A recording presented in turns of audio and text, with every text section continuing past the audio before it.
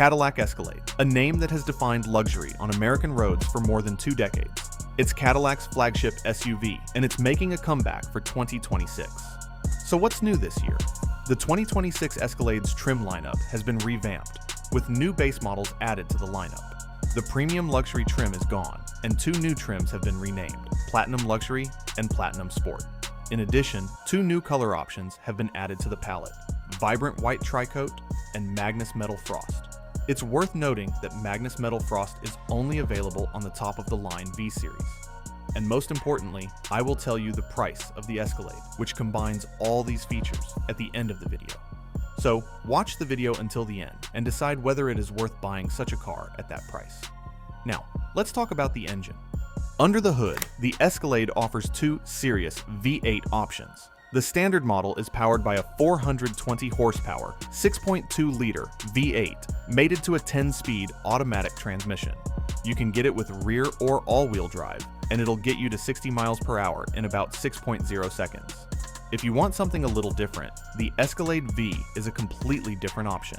Its supercharged 6.2-liter V8 produces 682 horsepower, and this massive SUV can go from 0 to 60 miles per hour in just 4.3 seconds. That puts it on par with the latest V8 Range Rover P530 full-size car. It feels more confident on the road than you'd expect from a car this big. The car is equipped with an independent rear suspension, which improves both handling and third-row legroom compared to the old solid axle system. Other trims include smoother, more customizable adaptive air springs.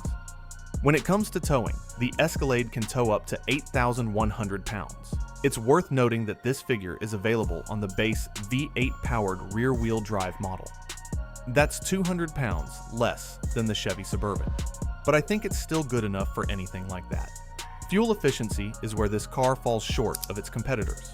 The standard V8 gets 14 miles per gallon in the city, 18 miles per gallon on the highway, and 16 miles per gallon combined. The V-Series gets 11 miles per gallon in the city, and 17 miles per gallon on the highway. That's incredible to see in a large SUV with so much power. The Escalade's interior is wrapped in high-quality synthetic leather in the base luxury trim, but if you upgrade to the higher trim, you can get genuine leather everywhere.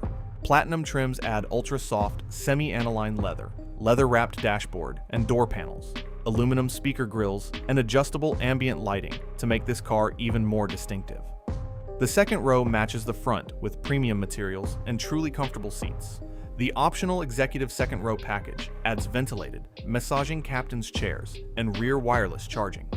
For those who want more space, the long-wheelbase Escalade ESV adds 1.7 inches of third-row legroom and increases maximum cargo capacity from 73 to 94.1 cubic feet.